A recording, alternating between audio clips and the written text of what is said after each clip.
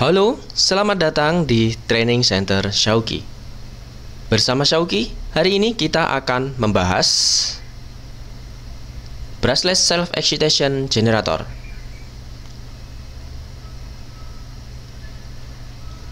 Untuk wujudnya, terutama di bagian dalamnya adalah sebagai berikut.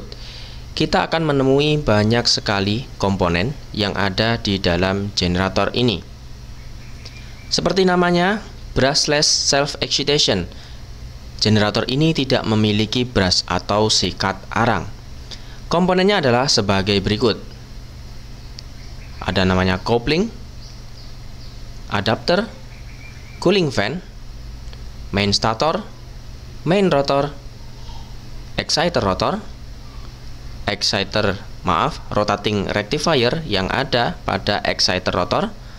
Kemudian ada exciter stator itu sendiri, ada terminal sebagai outgoingnya, dan yang terakhir ada AVR atau Automatic Voltage Regulator.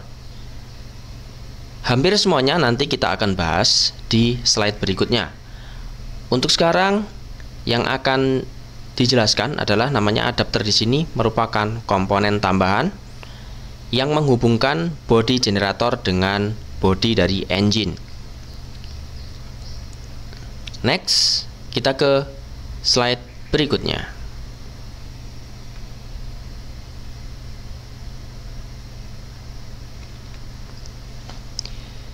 Ini adalah diagram dua dimensi untuk generator yang telah kita sebutkan tadi, yaitu brushless self-excitation. Sebelum kita ke prinsip kerja, kita akan ke penjelasan komponen. Yang pertama ada coupling, di mana coupling ini merupakan komponen yang terhubung langsung dengan flywheel dari engine. Ketika flywheel engine berputar, coupling ini akan berputar dan seluruh bagian rotor ini juga ikut berputar. Berikutnya ada cooling fan yang berfungsi mengalirkan udara dari bagian belakang bawah alternator. Biasanya ada di sini. Kemudian udara tadi dialirkan menuju ke ventilasi samping depan. Tentu saja ini untuk mendinginkan kumparan yang ada di dalam generator. Main stator, jika kita bedah, gambarnya akan jadi seperti ini. Merupakan kumparan armatur atau jangkar yang memotong garis gaya magnet. Kumparan ini jika bekerja akan menghasilkan listrik AC satu fasa atau tiga fasa, tergantung dari desain generator itu sendiri.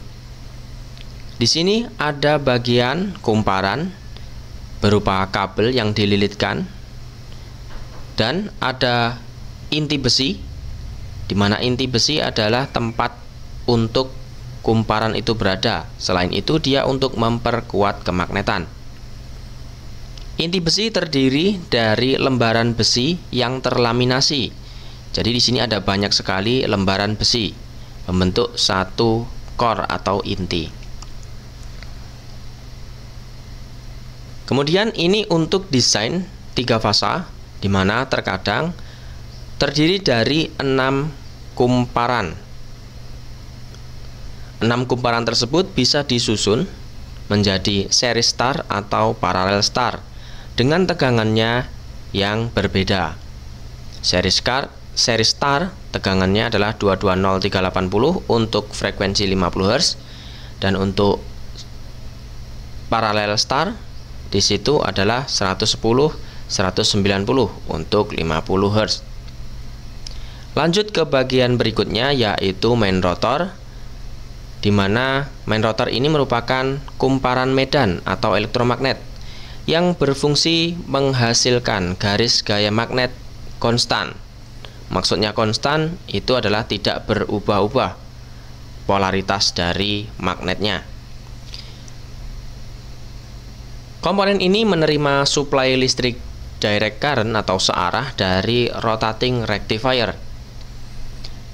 Di gambar ini dijelaskan bentuk dari main rotor, di mana ada 4 kumparan merupakan 4 kutub magnet, dan terdapat inti besi di mana terdiri dari banyak lembaran besi terlaminasi. Fungsinya adalah untuk mengurangi rugi daya dan untuk mengurangi yang namanya eddy current, sama seperti pada main stator sebelumnya. Lanjut, tadi suplai listrik dari rotating rectifier, komponennya mana? Komponennya adalah yang ini. Di sini ada rotating rectifier, ada 6 buah dioda yang intinya dia itu menerima 3 fasa, otomatis itu listrik AC ya, kemudian disearahkan menjadi DC untuk diberikan kepada main rotor. Dari mana 3 fasa tersebut? Dia dari sini, dari exciter rotor. Adalah kumparan armatur atau jangkar yang menghasilkan listrik 3 fasa. Kumparan ini atau rotor ini memiliki 6 ujung kabel yang akan terhubung dengan rotating rectifier. Dia 3 fasa tapi 6 kabel. Bagaimana hubungannya? Hubungannya kurang lebih seperti ini. U2 ada kuning-kuning, dia di atas dan di bawah dan seterusnya. Ini untuk exciter rotor. Berikutnya ada kumparan exciter stator, merupakan kumparan medan magnet yang mendapat listrik DC dari AVR, membangkitkan kemagnetan pada bagian generator eksitasi. Jadi tambahan 2 komponen yang awal kita tadi adalah generator utama, yang kedua kita bahas sekarang ini adalah generator eksitasi. Besarnya suplai tegangan bisa berbeda pada setiap brand dan tipe generator. Ini adalah untuk bentuknya. Ada kabel yang menuju ke AVR untuk mengambil power supply. Kemudian ada kumparan medan exciter, biasanya genap. Kemudian di sini ada inti besi yang terdiri sama dari banyak lembaran besi terlaminasi. Oke, selanjutnya di sini ada bearing. Pada alternator terpasang pada, contohnya itu adalah unit Komatsu genset, Kirloskar genset, ada juga Kubota genset, atau mungkin genset yang lain itu menggunakan jenis single bearing. Memang beberapa ada yang menggunakan 2 bearing, tapi di sini contohnya adalah untuk single bearing saja. Yang membedakan apa? Nanti untuk RNI dan juga intinya ya RNI ya, atau remove and install-nya. Berikutnya ada komponen yang namanya AVR atau Automatic Voltage Regulator. Secara singkat ini adalah instrumen pada genset untuk berfungsi untuk mengatur setting secara otomatis output tegangan. Gitu. Untuk jelasnya nanti kita akan bahas mungkin di video yang lain. Kemudian ada komponen tambahan di sini, terkadang ada, terkadang tidak. Nah, di sini transformer berfungsi memberikan tegangan sensing dan juga power kalau untuk tipe ini. Kemudian ada juga fungsi yang lain untuk mengamankan dari rangkaian output main stator. Nah, kenapa harus melewati transformer? Alasannya adalah bila stator di sini tegangannya itu lebih besar daripada settingan sensing dan power dari AVR. Itu biasanya membutuhkan yang namanya transformer untuk diturunkan tegangannya. Kalau stator ini tegangannya bisa langsung keluar sesuai dengan AVR, dia biasanya langsung ke AVR tanpa melalui transformer. Oke, untuk komponen sudah kita bahas. Berikutnya kita ke prinsip kerja. Dimana kondisi di sini adalah kondisi awal ketika engine belum running, dimana otomatis rotor akan dalam kondisi diam. Ada magnet pada exciter stator. Di sini dilambangkan panah warna biru. Di sini ada keterangan magnet sisa. Ya, memang magnet sisa karena ini berasal dari kumparan elektromagnet. Dimana sekedar tambahan, sekedar informasi, Kumparan elektromagnet akan menjadi magnet ketika diberi tegangan, dan ketika tegangannya dilepas, kemagnetannya tidak akan langsung hilang. Dia masih bisa menyimpan medan magnet. Ini disebut magnet sisa. Kemudian ada penghantar di antara medan magnet. Di sini adalah exciter rotor.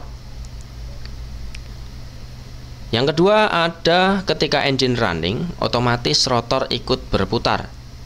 Dan ada 3 syarat pembangkitan listrik itu sudah lengkap. Di mana tadi sudah ada magnet, kemudian ada penghantar berupa exciter rotor, dan ada perpotongan antara keduanya, di mana ketika rotor berputar, otomatis akan terjadi perpotongan antara medan magnet dan penghantar. Panah biru ini menunjukkan aliran energi, bukan aliran arus atau aliran magnet ya. Perlu dicatat.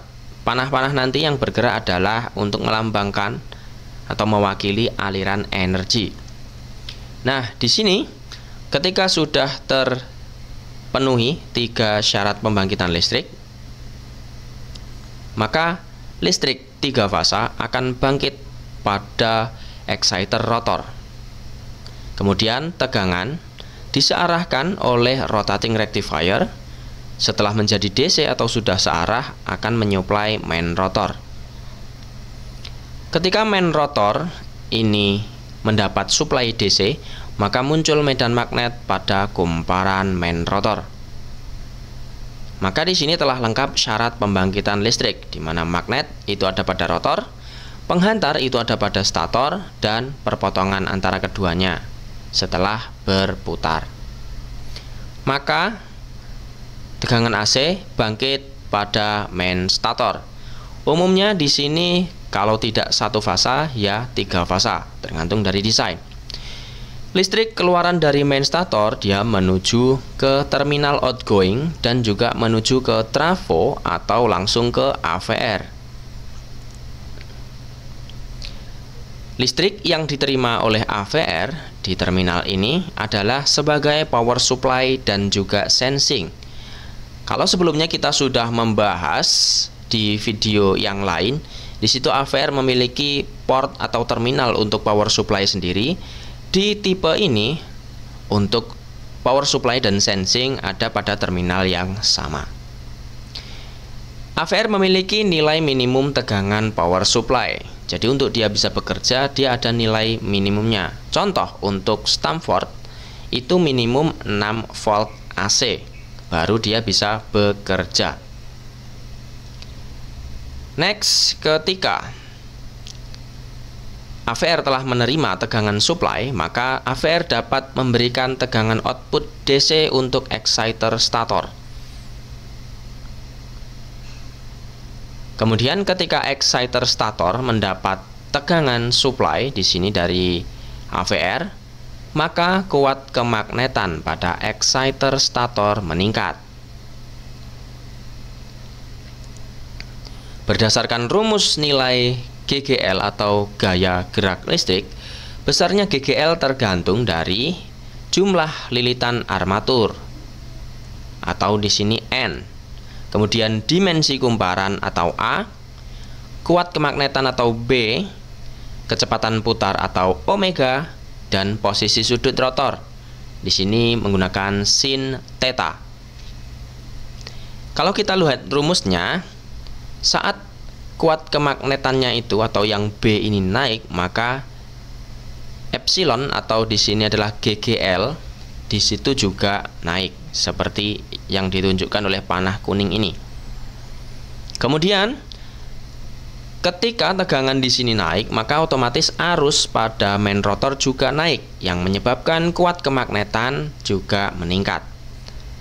Sama seperti di exciter generator, maka pada main stator tegangannya juga naik,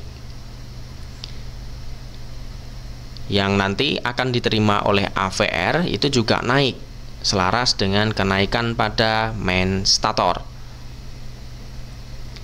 Kemudian ketika AVR di sini untuk peraturan atau untuk regulasi tegangan ya, ketika tegangan sensing yang diterima AVR ini masih di bawah set point maka AVR terus menaikkan tegangan outputnya di F1, F2. Ketika tegangan di sensing ini lebih tinggi daripada set point, maka AVR akan menurunkan nilai tegangan outputnya. Dan jika tegangan sensing itu sama dengan set point AVR, maka nilai tegangan output AVR tidak naik atau turun, melainkan tetap. Nah, itu rekan-rekan untuk prinsip kerja dari brushless generator self-excited. Semoga bermanfaat. Mohon maaf atas segala kekurangan. Terima kasih atas perhatiannya. Bagikan ilmu ini jika dirasa bermanfaat. Oke, rekan-rekan, sampai jumpa pada video berikutnya.